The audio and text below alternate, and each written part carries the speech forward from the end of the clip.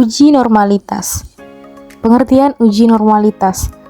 Uji normalitas adalah sebuah uji yang dilakukan dengan tujuan untuk menilai sebaran data pada sebuah kelompok data atau variabel. Apakah sebaran data tersebut berdistribusi normal ataukah tidak? Tujuan uji normalitas terbagi atas dua. Yang pertama, uji normalitas berguna untuk menentukan data yang telah dikumpulkan berdistribusi normal atau diambil dari populasi normal. Metode klasik dalam pengujian normalitas suatu data tidak begitu rumit. Tujuan kedua, uji normalitas biasanya digunakan untuk mengukur data berskala, ordinal, interval, ataupun rasio. Jika analisis menggunakan metode parametrik, maka persyaratan normalitas harus terpenuhi, yaitu data berasal dari distribusi yang normal.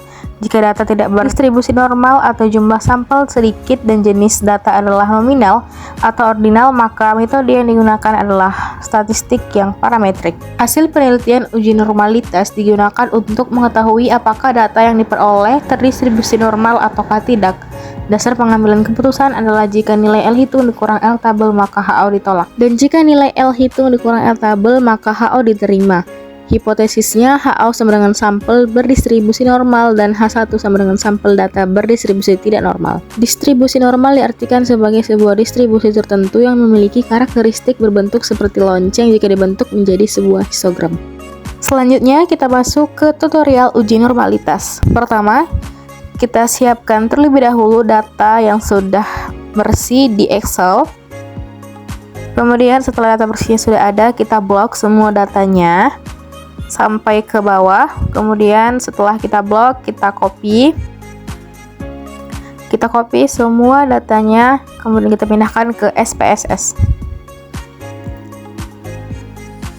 Nah, setelah data yang tadi di Excel pindah ke SPSS, beginilah dia tampak dari data yang sudah kita pindahkan ke SPSS. Kemudian kita masuk ke variable view, kita ubah seluruh var-nya ke pernyataan yang ada di data. Jadi kita ubah dari pernyataan 1 sampai pernyataan terakhir. Nah, setelah var-nya kita ubah ke pernyataan, kemudian kita kembali lagi ke data view. Setelah itu kita akan uji untuk normalitas. Kita pergi ke bagian analyze, kemudian ke descriptive statistik dan ke bagian explore. Nah, ini adalah tampak dari bagian explore. Kemudian kita pindahkan seluruh variabel ke dependent list. Kemudian kita ke bagian plots, kita centang faktor level together, stem and leaf, and normality plots with test, kemudian continue dan OK. Nah, ini dia untuk hasil uji normalitas untuk data yang telah kami siapkan.